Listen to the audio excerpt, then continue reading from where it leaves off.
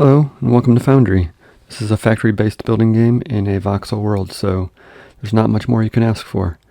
This game originally came out on itch.io several years ago. I played it for several hundred hours back then and really enjoyed it. Built some nice factories, so I look forward to putting the same amount of time into the early access version. So it has multiplayer and single player. We're going to do single player. We're in a new game. All worlds are randomly generated, so that's always fun for replayability. We'll call our world Shaky Chicken, because why not? There's our random map seed, and we will start the game. So we're coming down on our drop pod here.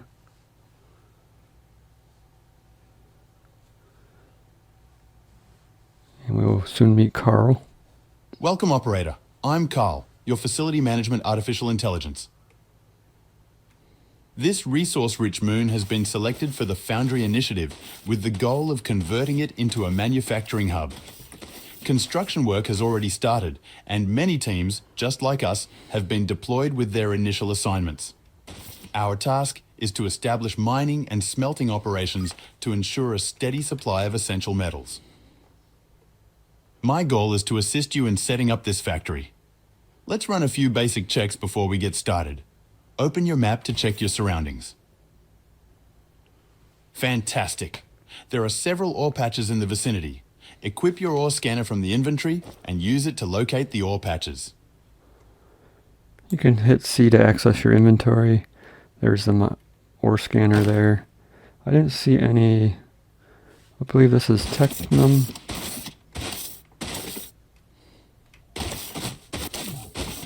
Let's check the map real quick. Usually there's an orange patch. Oh, here it is down here.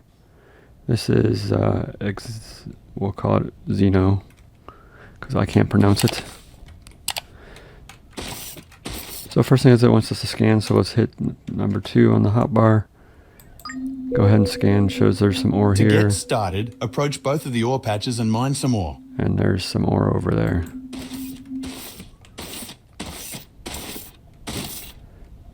So now we have to mine it real quick, so that's pretty easy. Most of the ore is underground. This stuff up top here is just to get us started. We can mine this. We have to do 100 of each. I'm going to clear up the top of each patch and be right back. Alright, this is the last of the ore on top. Got it cleared off. Let's run back to the landing pad. And there are built-in smelters in the back. Now if this is the same as the demo, you want to switch to smelters as soon as possible instead of using this one, because the rate was much better on a smelter than it was on this. But to get you started, this is very convenient. So we'll wait to get those 10 ores smelted, and we'll do some crafting. I love how easy it is to take stuff in and out of machines. It's super awesome. Now that we have basic materials available, we should start crafting building blocks which act as a foundation for other buildings.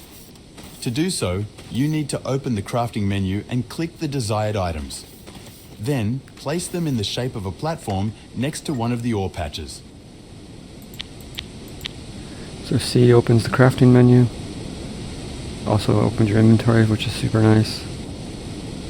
We're going to put these down on our hotbar.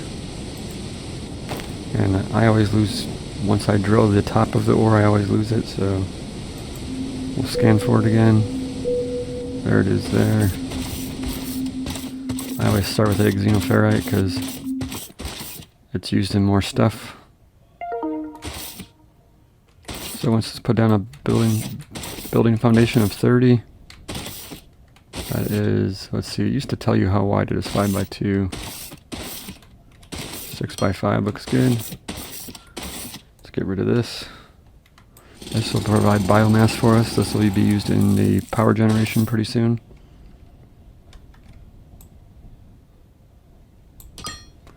To automate ore extraction, we need to set up a drone miner. Craft one and place it on top of your foundation right next to the ore patch. It does craft the intermediate products you need for this stuff, so it's very nice. So we're doing a drone miner right now. That'll provide us some drones to harvest this so we don't have to do it manually, which is super awesome that they provide that so early on that you don't have to mine manually. So if you right click on something in your inventory, it puts it into build mode right away without having to worry about putting it on your hotbar. Drone miners and most other buildings require power to function. There's no Let's power. build a biomass generator on the same foundation as the drone miner. Once built, you need to harvest some plants and trees with your mining drill to collect biomass. Insert the biomass into the generator and it will start to power all buildings on the same foundation as the generator. So my goal early on is to attach the foundations together so I only have one power structure. I don't know, it just simplifies loading the biomass burners. But we can go back in the crafting menu, we can right click on the biomass burner, R to rotate, and put the panel down. And I gotta just run up, hit this down arrow, and it puts the Go biomass watch your in there. mining drones acquire your I've first already mined a whole automated bunch ore. of biomass. Aren't they beautiful? Anyways, we need to get going. Let's build a smelter next. So there we go, they're gonna go down and mine our ore for us, pretty awesome. Now we gotta build, I think it wants us to build a smelter. This one here. I think we can get rid of these blocks too if we want to.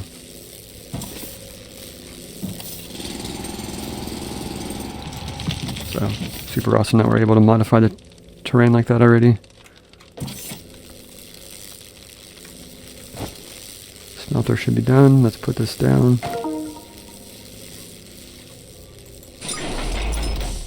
The smelter is more efficient than the inbuilt drop pod smelter, so you should start using this from now on. Yeah, as I expected. Another benefit is that we can automate the smelters to make our life easier.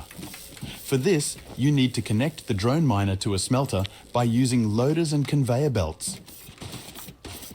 Please go ahead and connect them while I'm notifying Mission Command on our progress. Communication link establishment failure. Curiously, I find myself unable to make contact with Mission Command. It could be a technical anomaly. I shall persist in my attempts. So that's kind of new. We're not able to contact Mission Command, so I like that they've added a little bit of a storyline to it. So we can craft another loader now. We'll craft some conveyor belts while we're here. Conveyor belts we can put on the hotbar. Same with loaders, actually.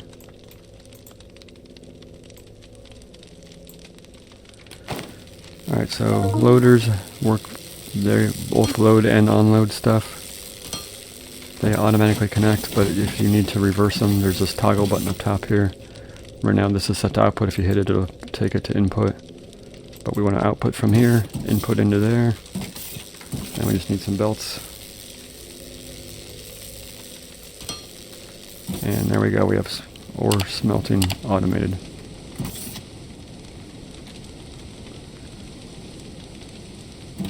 So that's good, that'll do 20 per minute it looks like. And it takes 20 per minute, so the one on the drop pod does 2 ore and puts 1 plate. This is 1 plate to 1 ore to 1 plate, so super nice. Let's go basically do the same setup on the, it wants me to craft an extra 10 conveyors.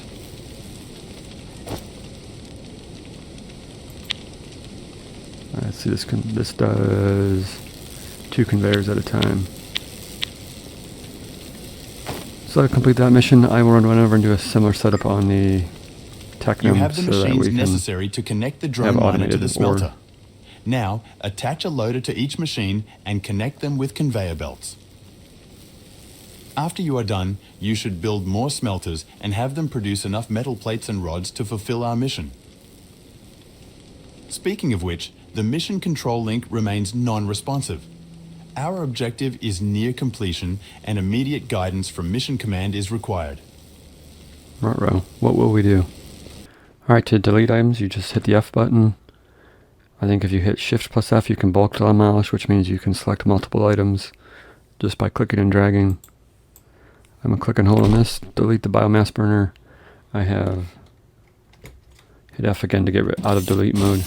I've connected these two platforms already by line so that we can just put some biomass burners up here.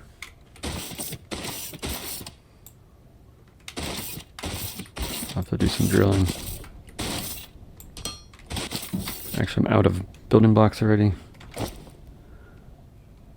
But we want to put the biomass generator in the middle here.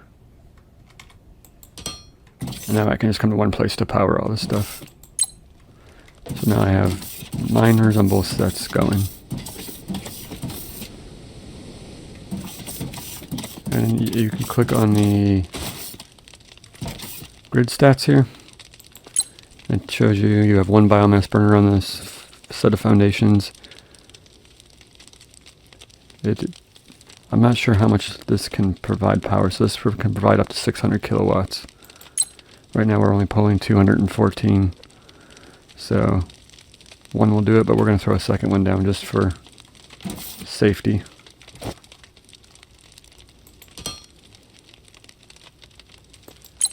Alright, so now if I hit grid stats, it still just shows the 264, but we know we can do 1.2, I guess, or 1,200 kilowatts. Anyway, it wants us to place 4 smelters down to speed up the process, so we will extend these bases out. Another nice feature is if you just point at the object, hit Q, it copies it, puts it down, so super handy. I'm actually going to delete this one.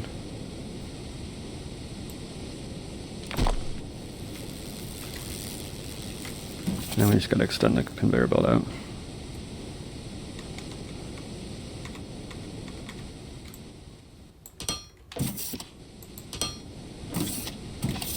And there we go.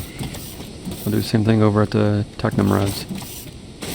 Alright, next up it wants us to craft a research server. That is right here. And these are science packs. We only have access to science pack 1 right now. But we will build a little platform over here for them.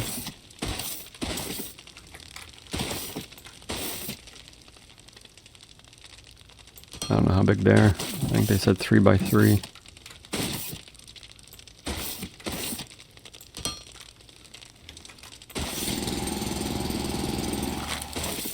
We need the biomass anyway.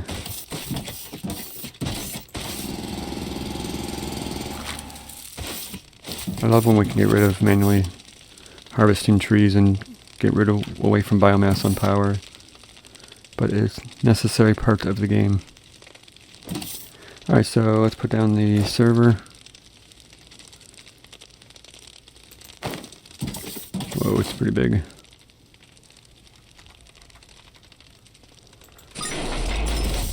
To advance in research, you will need to build science packs.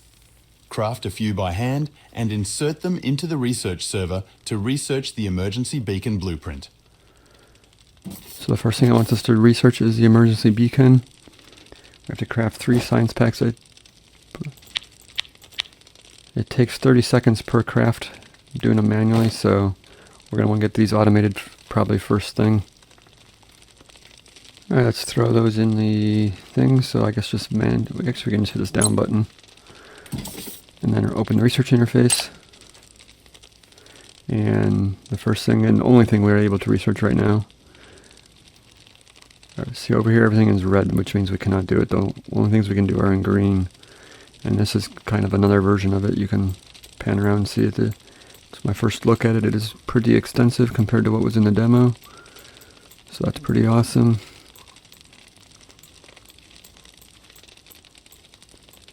But let's get this going. Let's see if it says what it takes. By placing an emergency beacon, we should be able to reestablish communications with mission control.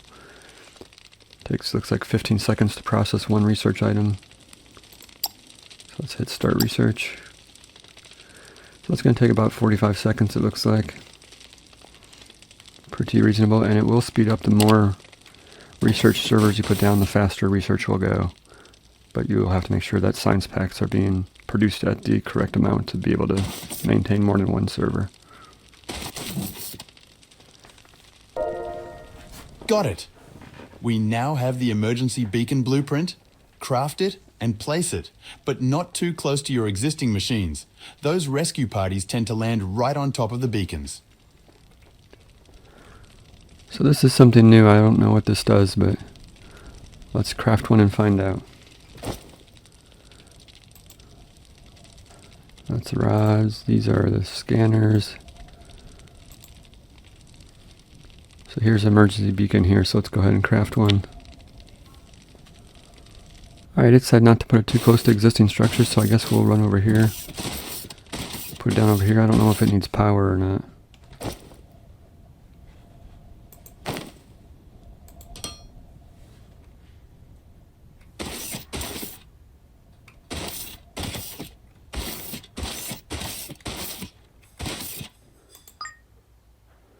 Great, now you might want to take a step back and look up.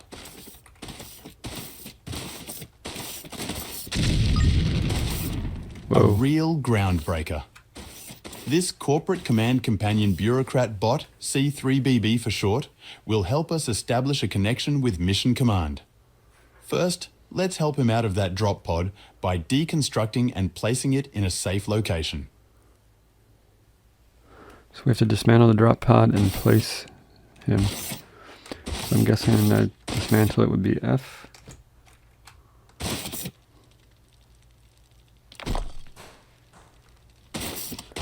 Left a soil crater. Now I see why they don't want you to put it by buildings. I don't know what this does. I'm sure we can always move it, but let's go ahead and put down. Right clicking does 5 crafts at a time, so that's nice to know as well.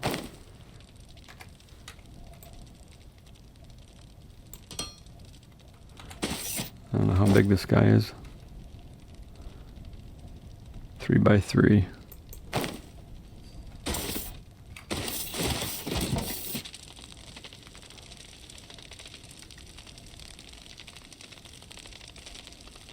Interesting. Welcome to the ground, C3BB. We have activated this emergency beacon because we are having trouble communicating with Mission Command. He looks awesome. Critical damage on the Mission Command space station, you say? Spontaneous explosive disassembly. That's extremely troubling. What now? Are we trapped here?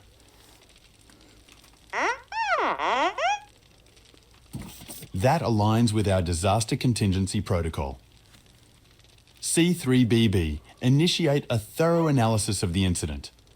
We'll integrate your extended blueprint archive with our research servers and construct a self-sufficient manufacturing facility capable of providing emergency aid. So it sounds like we have to provide some special aid to our space station that has been destroyed, or at least some kind of explosion. This guy's adorable. Let's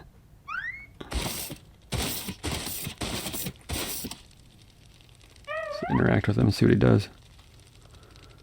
Research the assembler is what he wants us to do next. So he's kind of like a tutorial guy. Let's check the research, see what assembler. I'm assuming that's the next one here. So it requires 5 science packs. We can't automate science packs until we do the assembler, so I guess we'll just have to handcraft those as well. Alright, we've got the assembler researched. Let's put down a couple of things just to help us construct items faster. Let's put down a little platform here for some assemblers.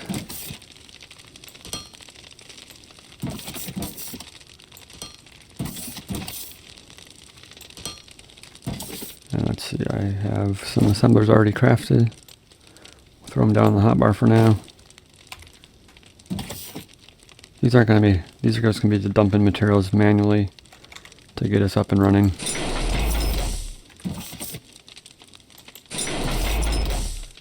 One more row of a little bit bigger foundation.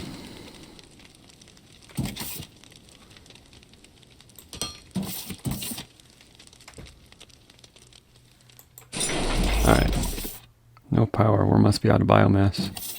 0 and 0. Alright, so let's configure this one to do building blocks. Configure this one to do belts. And configure this one to do loaders. That way we can just dump materials in here. I can come through and just hit this down button. It'll make me some blocks. Make me some belts. And actually we're going to need one for machine parts. One for electronic components. Alright, let's throw down 2 more assemblers. I should probably just handcraft some of this stuff for them to get us started, but I don't know. What fun is that? Let's just go ahead and do it. Machine parts. Here, let's go ahead and dump a whole bunch in. And this one will be... Of course, this one's going to require stuff we don't have, so I guess we'll just do wire here.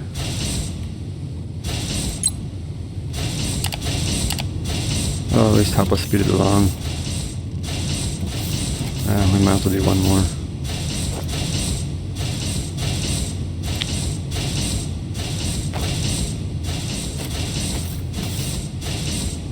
We have just enough room here.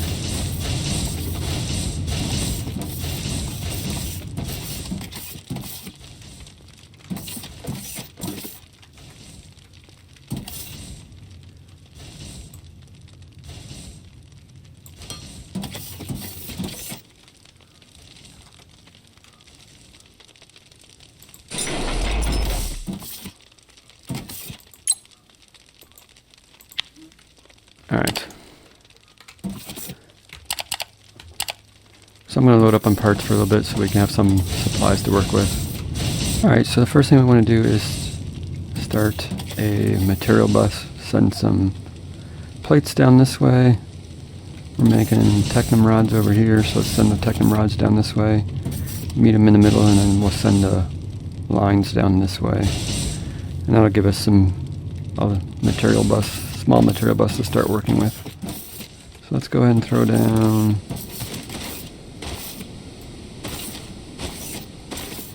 that. Let's put some outputs on here.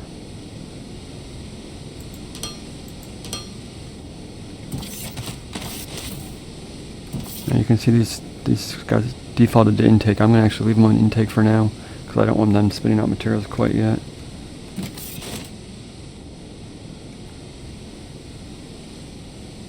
Let's rotate that around. And we'll send this somewhere down this way. And we'll do the same over here for Technum.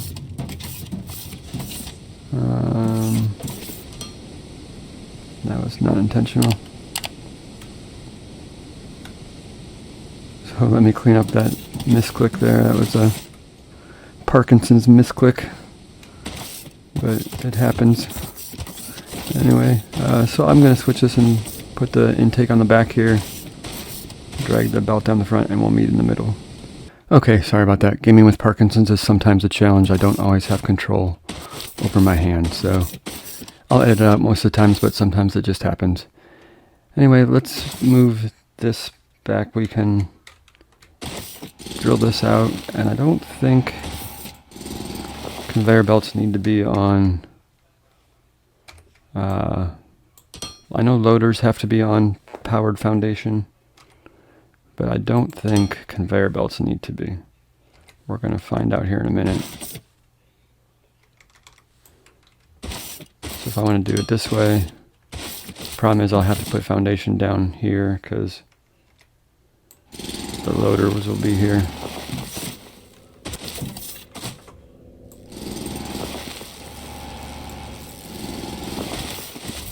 So it's probably easier just to drill the whole thing out, but anyways, as you can see, conveyor belts work without being powered, but the loaders, I believe, need to be powered. I should have tried it without here. I'll try it over here. Yeah, you can see right there it says intake no foundation. So they need to be on a foundation. The conveyor belts do not, though. So we're going to change that to the back here, and then we'll run this out the front, and we'll run it down this way and meet the xenoferrite and send it down the middle. So there is a day and night cycle in the game. I'm assuming that comes into play with solar panels later on. Looks pretty cool at night. I don't know how hard it is to see on YouTube, so I'll try to do most of my recording during the day, but it won't always be possible. I run around at night and collect biomass. That way we can power these guys. But what I'm going to do is basically I got these running. You can float them. They are floating above the ground here, you can see. But it makes navigating the world kind of hard, especially when you get this situation and you fall in between the two. So I try not to do it, but to get it started, it is what it is.